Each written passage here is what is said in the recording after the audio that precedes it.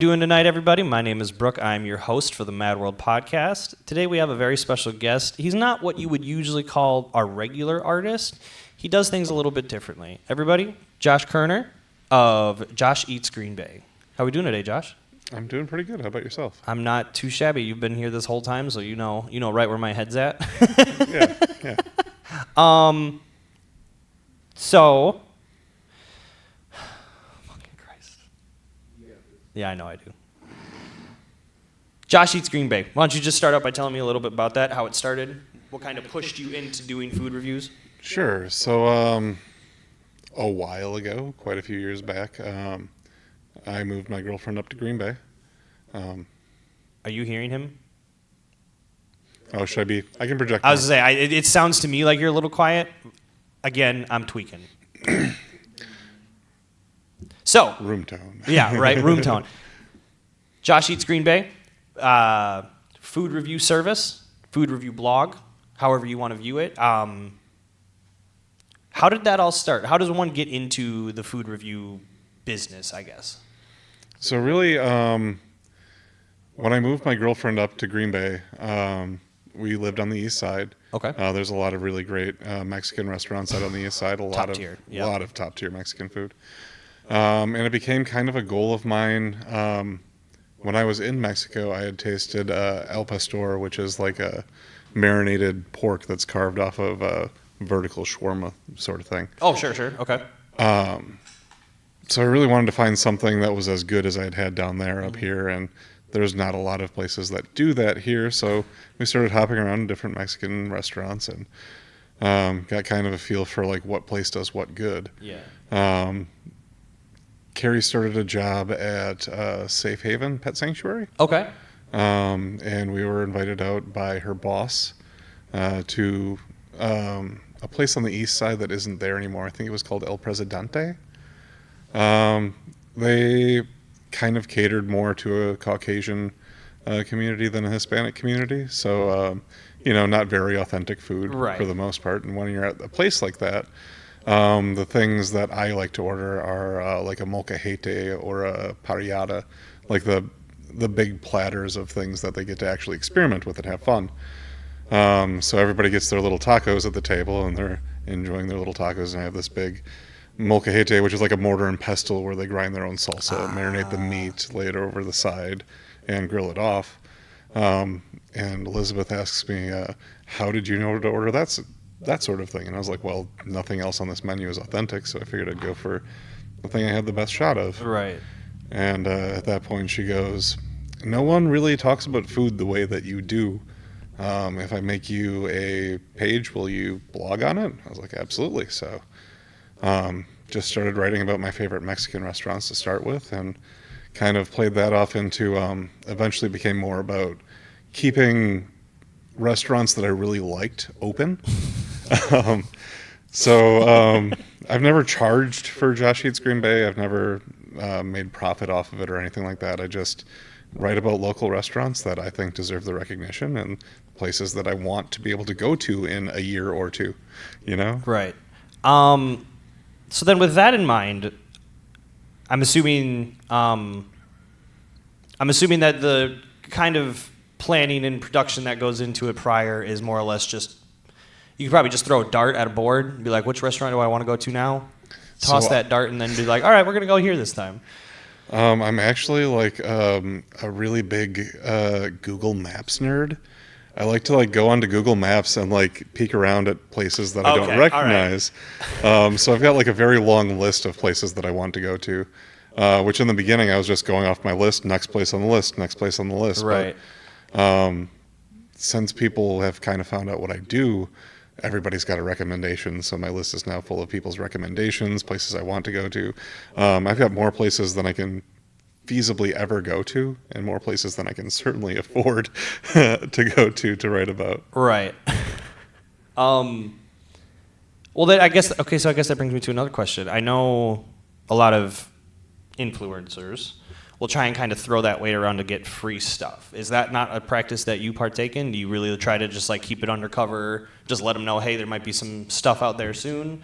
What exactly goes into you finding and then approaching that place? I have received free things. I'm not going to say that I haven't. Okay. I'm usually forward about that when I write. I want people to know that I've been given this to talk about, but I always give my genuine opinion on what I've had, and I never ask anybody for a handout. That's not who I am. That's awesome. I love to hear that, because you see a lot of it online of just people like, I'm an influencer, you should give me this for free type shit, and it's like, what?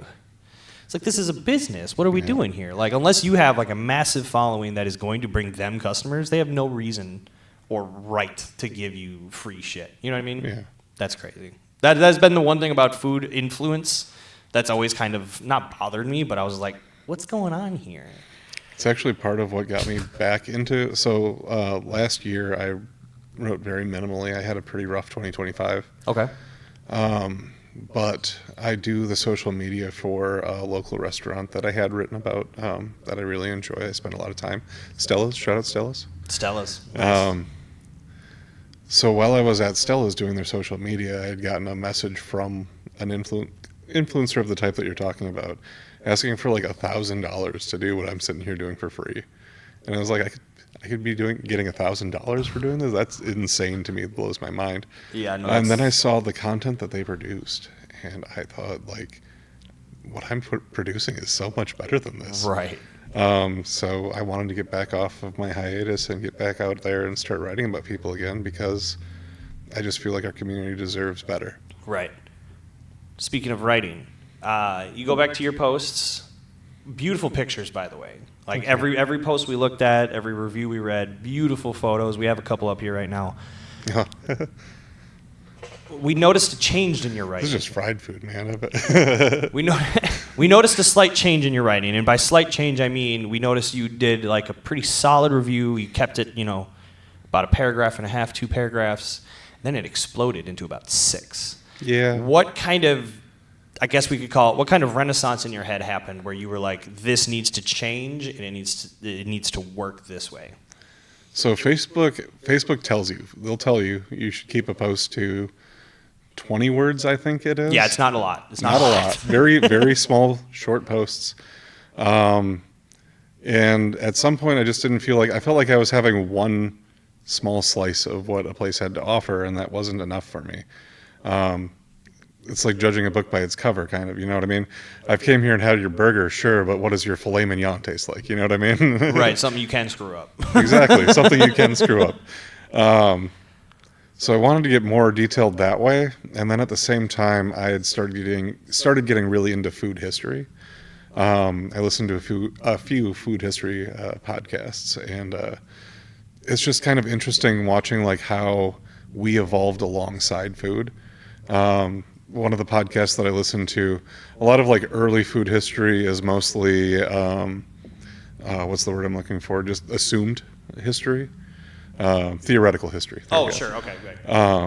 But it's theorized that humans we were all nomadic before we found a way to cultivate wheat.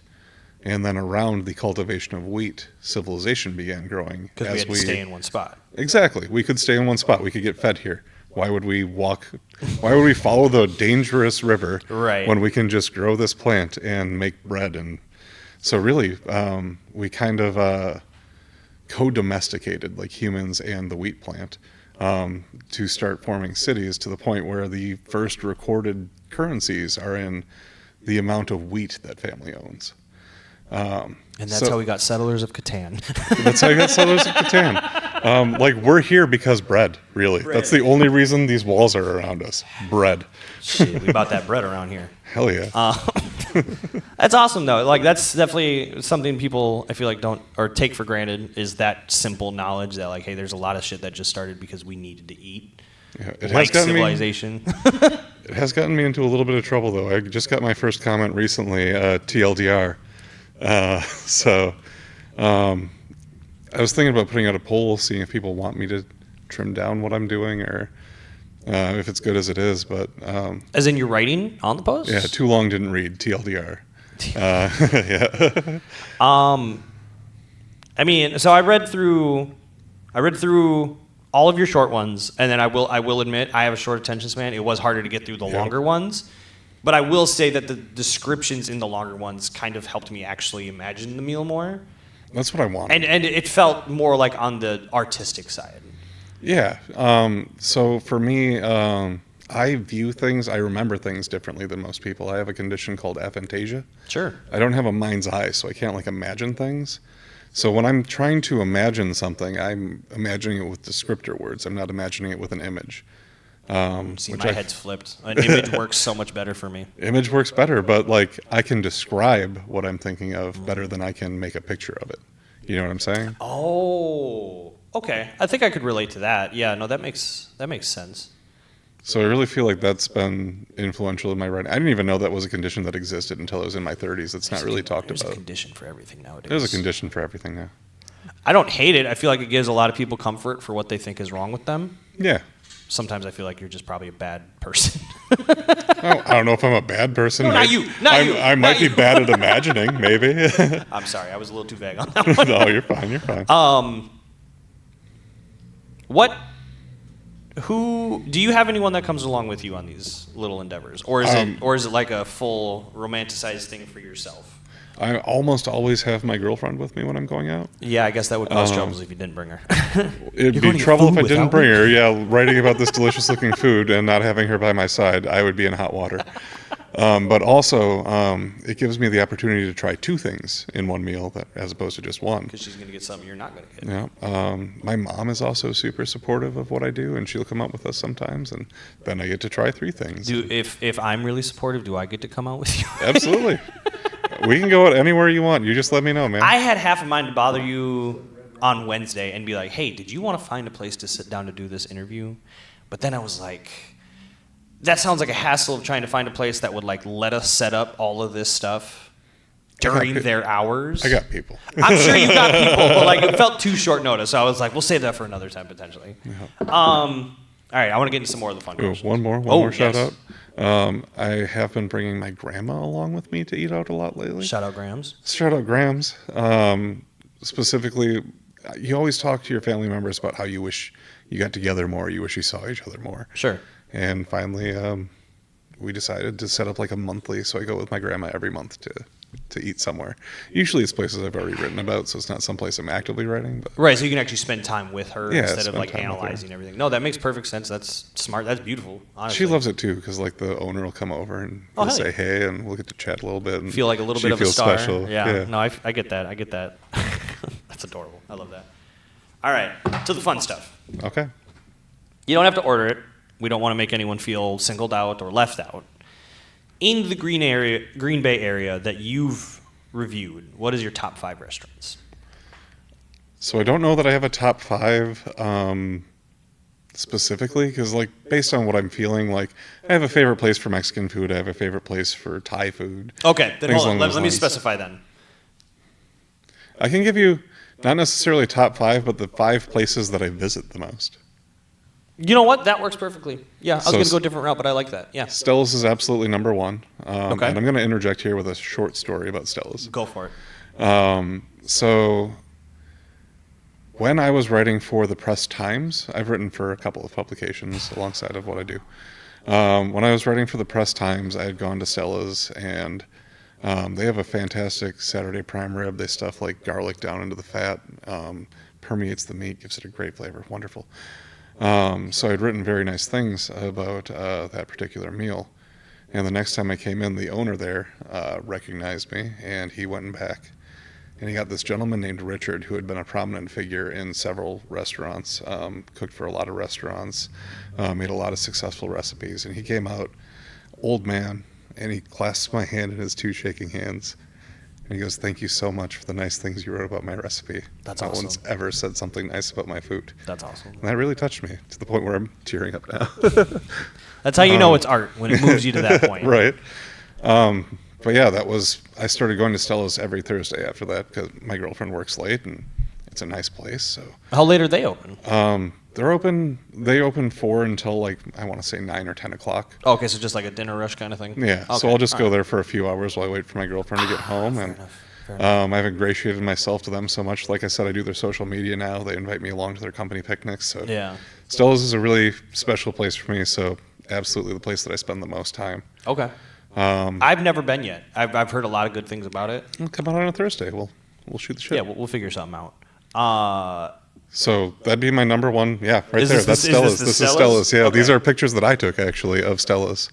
This is on Rely Local, which I'm sure we'll talk about in a bit. That's gorgeous plating. Yeah, that's their duck wontons. Those are great. Duck. And that's a salmon. Yeah. Is that like oranges or tangerines?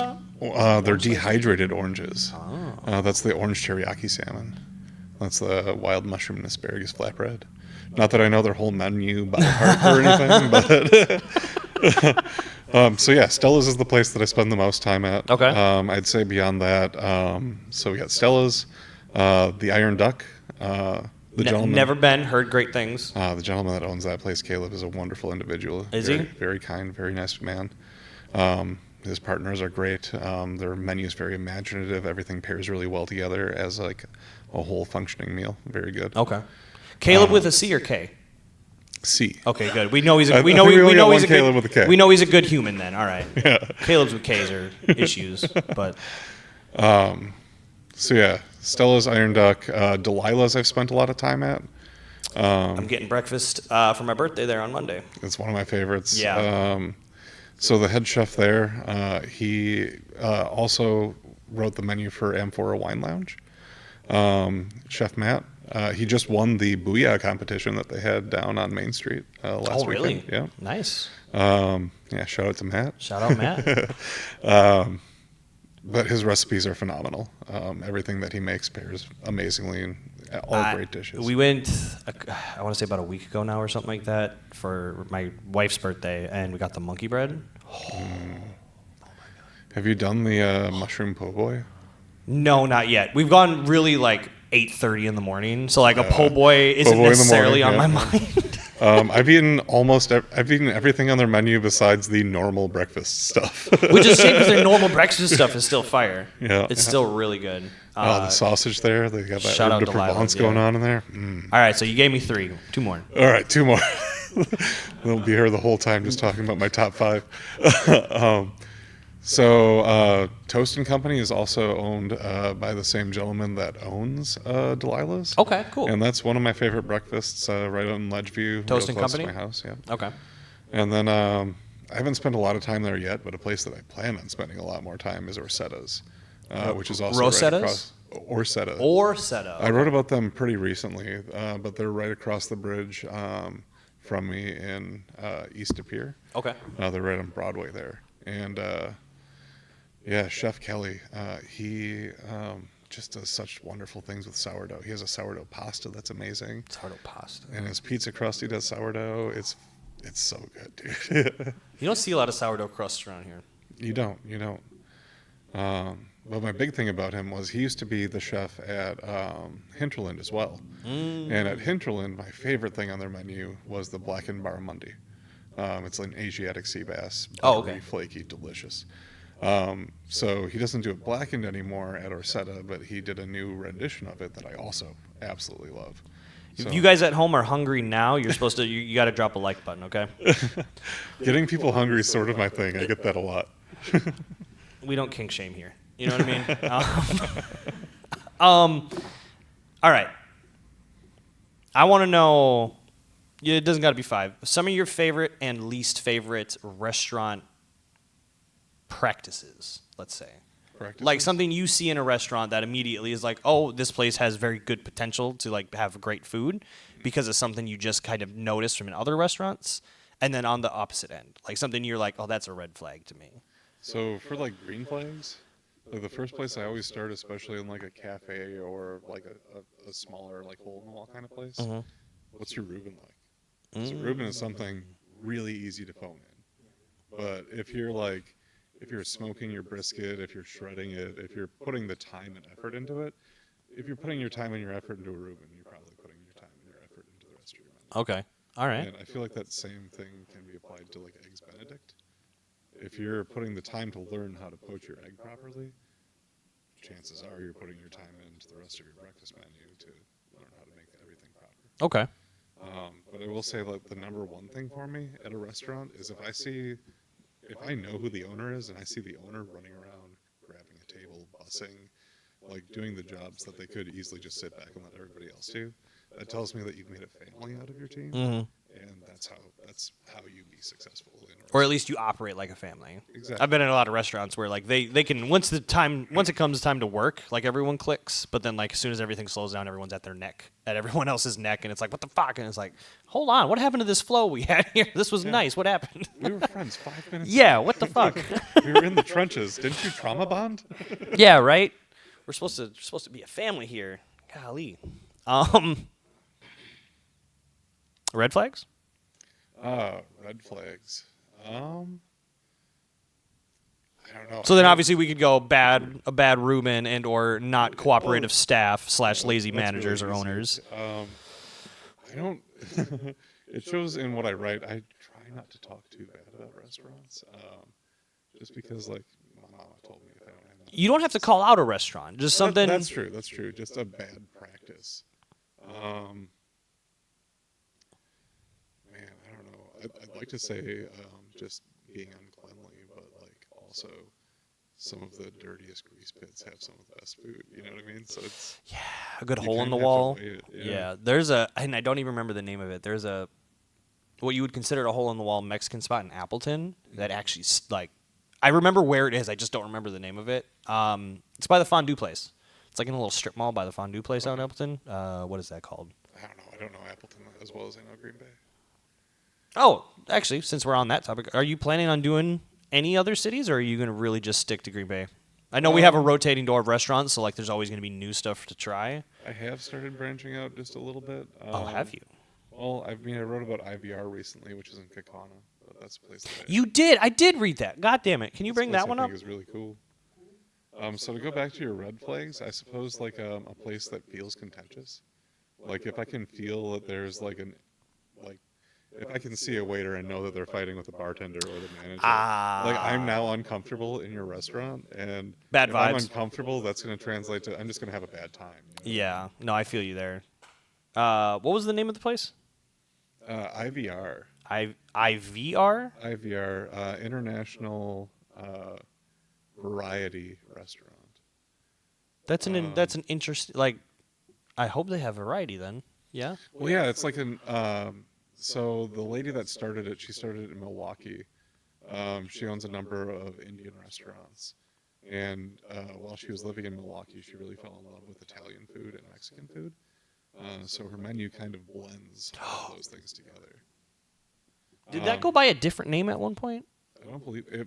They're in the old Salt building in Kaukauna. Because isn't there a place in Green Bay here that does Mexican and Italian like pretty closely? Oh, you're thinking of El Bistro Taco. I'm thinking of El Bistro They Taco. were over on Oneida, but they moved out to De Pere. I do like them, by the way. We went there twice.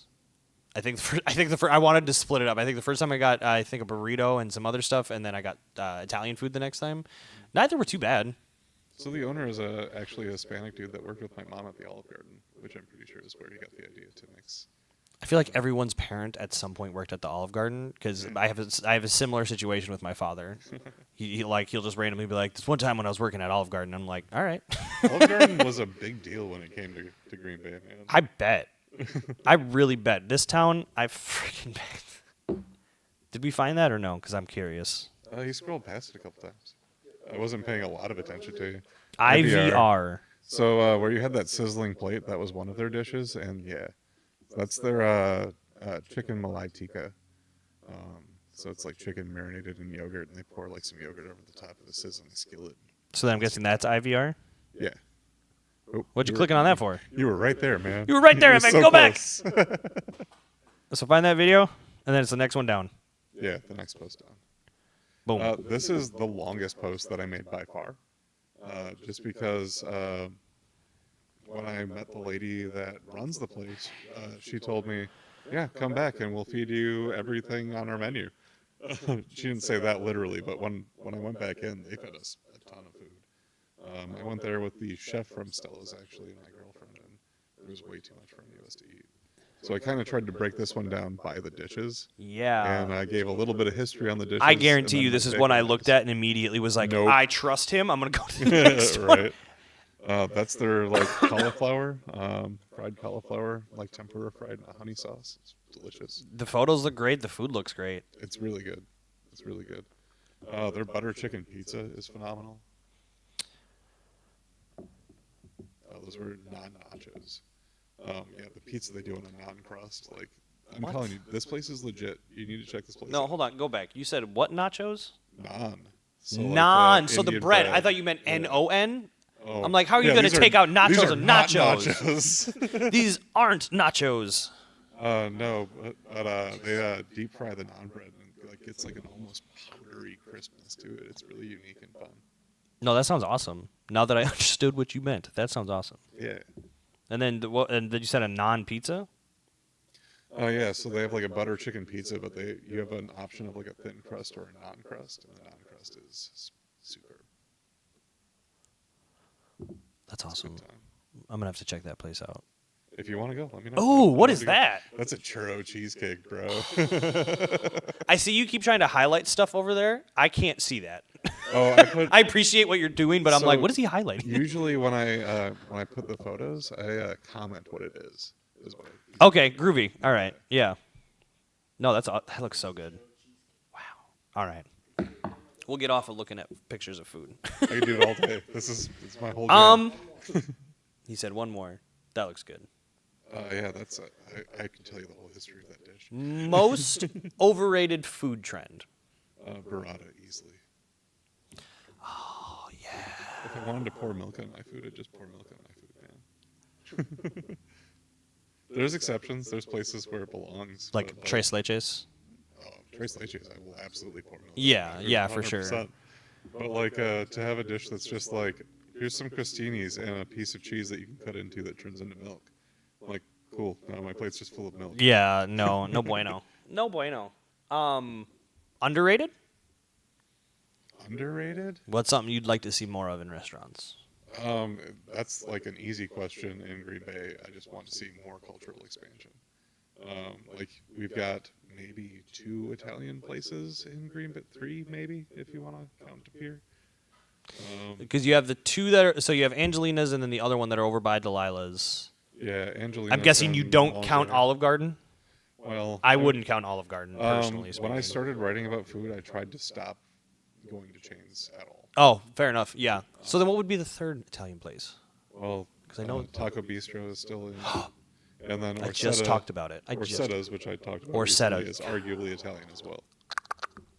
They're a little more nuanced. They do some weird stuff, but at the heart, it's Italian food. Sure. Okay. All right. So just more of everything.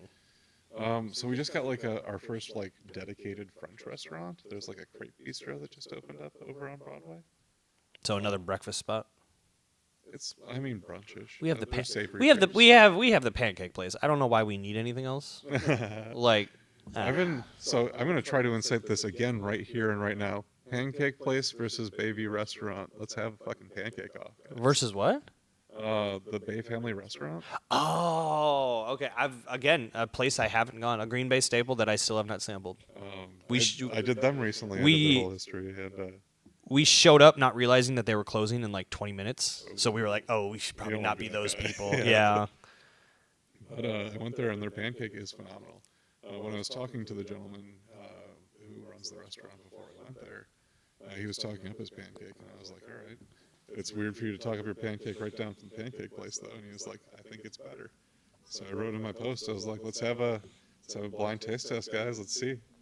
I haven't gotten a response yet, so that's on you, pancake place. Let's hear from they're afraid of that battle. Correct me if I'm wrong, because you've pointed out a couple times now, and I do apologize for that. Are we going to get food trucks at any point? We've got some. You need to be in the know, though. You need to know who to look for and where they're at. That's why I'm asking. Yeah. That's why I'm asking. So there is a food truck coalition. I'm aware. I'm up to date on that at least. Yeah. So, I mean, if you follow them around, you'll follow at least the people in their coalition. But I need to know which ones are the good ones. They might be in the coalition. That doesn't mean they're good. No disrespect. Well, I think that a lot of food trucks, I had written about food trucks when I wrote for the Press Times. And I think a lot of the ones that I wrote about are already out of commission. One that has stayed around for a long time. Here's another shout out: Blue Suede Foods. They do a great job. It's just like a mom and a dad of like 3 kids going around making the comfort food that they would make at home for their kids. That's awesome. Yeah, it's great. And they close down bars. They're very active on social media. They plug a lot of other local businesses. I love that. Really good people. That's awesome. It's not a food truck, but you brought up comfort food. Have you ever been to Cozy Corner in Appleton? Yeah. Some of the best soul food I've ever had. That's good stuff. It's really good. I like to order from them when I decide that I hate myself. Yeah, low key. Destroy my body. Low key. Especially with the amount that like I end up ordering. It's never a healthy amount, that's for sure. Nothing is healthy about that place at all. Oh my God. What's the nutritional value on frog legs? Because I've wanted to try. No, dead ass. They have frog legs, and I've wanted to try them. Have you never had frog legs? I've never had frog legs. I've heard the whole chicken thing, but I can't get past what a frog looks like to think, oh, that's yummy. Frog legs are delicious, dude. I believe that, but They taste just like bald eagle. That's one of my dad's jokes. I say, isn't that a felony? But no, they taste. I mean, Do they actually kind of taste like chicken? they taste a little bit more like alligator. If you've ever had alligator, or like turtle. I've never had turtle. They taste like wet chicken, like chicken that ate mud at the bottom of a lake. So like a weird combination of not exactly fish, but fish and chicken? Yeah. Okay, all right. I don't think I'd hate that. The texture of frog's legs is really similar to chicken, though. Like it's got that same kind of stringy meat. I don't think. I would need like. I would need some hype people around me. Like, come on, just do it. Just try it. Just pretend it's a chicken wing. You're good. Can't do it, man. I'd have that ugly fucking creature staring me right in the face with my eyes closed. Like, you're about to eat me. It's not the whole frog. It's just the leg. I'd close my eyes and it's just Hypnotoad from Futurama. Eat me, eat me. I love Futurama. That's good stuff. All right. So we're going to segue into another thing that you do. Yeah. Rely Green Bay. Rely Green Bay, it looks to be a service that helps promote small businesses. Has the food industry and what you've done there kind of helped you easily transition to your spot with Rely? It definitely helped a little bit. Rely local Green Bay. Mm-hmm. The first places that I started with, like, you got to get a few places in to get it off the ground, right? So I just went to a few of the places that I'm at all the time. Vintage Rose Bakery. That's right down from my house. Adam is a great guy. He's a good friend of mine. Stella's I started with. The OC. Gabe there is a good friend of mine. He's a great guy. They do good food. And then Safe Haven. Obviously, my girlfriend works there. I know Elizabeth quite well. Mm-hmm. And then Aurora's Apothecary, actually. Speaking of how everybody worked at the Olive Garden, the fine lady that runs Aurora's Apothecary used to work with my mom at the Olive Garden. So we've been friends since I was a very young child growing up in the break room of the Olive Garden. So those were kind of the people that I started with, and I haven't kind of stretched out into a lot of the restaurants that I've been writing for to try to ask them to join Rely Local yet, but I just talked to the gentleman from Lost Key Tap, and he's interested in down the road joining with us. That's awesome. Yeah, anybody, if I've written about you and you want to be a part of Rely Local, just reach back out to the man. The general premise of Rely Local is that it's so it's sort of an advertising situation where he's got it up on the. Do they see this feed at all? They won't, but we'll put. Okay. Oh, are we? Oh, look at that! Cool. Hey, Awesome. That's actually kind of a cool look for you there, FX. It is a good look, FX. So yeah, on the Rely Local website, it's built out kind of like a Google Maps list. Like I said, I'm kind of a Google Maps nerd. So I've got Google Maps lists of like every brewery in Wisconsin, every cheese place in Wisconsin. And my dream for this is to eventually, if you want to click on restaurants and show them the map there. Like I said, mostly I've got restaurant listings from friends of mine. So when I populate this with businesses, it will build out the like little tags there. Mm-hmm. And eventually I want to just fill that whole thing out so you can Right. see everything that's close to you that's a local restaurant. Decide between what you want. And not just restaurants, all businesses, all types. my dream would be to have this just fully populated, so you could just come in and see where you're heading, man. Like almost like a yokel, almost like a local Yelp. Yeah, like a local. I mean, sure, yeah, same idea. You can even, if you click on one of the listings, you can go in. So far, I've only had businesses really look at my page, but if you sign up as a person, just a normal human person, it has a place for you to submit reviews of the places that you like, things like that. Along with your reviews? I can't review anything on here because I'm the account that makes them. Got it. Right. Okay. Yep. Okay. Otherwise, everybody would be 5 stars because I love you all. Love you all. I mean, I feel like it's pretty simple to understand, but why don't you just, for continuity's sake, what is the ultimate goal for this? The ultimate goal for this is to sign up enough businesses that I can quit my job and just do this forever. Right. I am passionate about local businesses. I have a lot of friends that own local businesses. I have yet to meet a lot of friends who own local businesses. But really, I feel like we spend too much of our money. When I started writing about restaurants and stopped going to the big chains, what you realize is that the people that you give your money to locally appreciate it so much more. Yes. Than the teenager working in whatever shop you've gone to. That's the same for local businesses. If I go buy my soap at Aurora's Apothecary, she appreciates that I'm using her business versus just clicking on Amazon mindlessly and buying a thing, throwing it in my cart, right, getting it delivered. And I just want to kind of revive that. I feel like we lost a lot of that during COVID. We got very reliant. Hell, Amazon's net profit went up 30% during COVID. That's insane. Yeah. While we watched all of our friends' businesses shut down, that's not right. No. There's a lot of people though who really followed the don't go outside rules though. So. I get it. Yeah. I'm not saying those people. Yeah. No, for sure. People, yeah. I'm just saying, like, I know a lot of people who lost their whole livelihoods to that. Right. And I want to kind of try to revive local spending. That's how we grow as a community. Yes. Yeah, definitely. Keep the money in your community, and you can watch everything grow around you.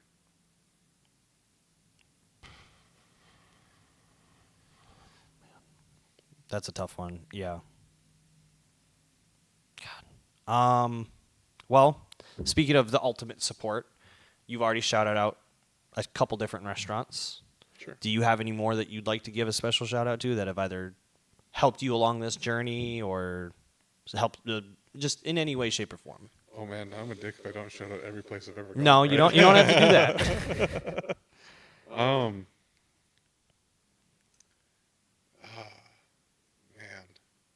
I feel like I'm on the spot now.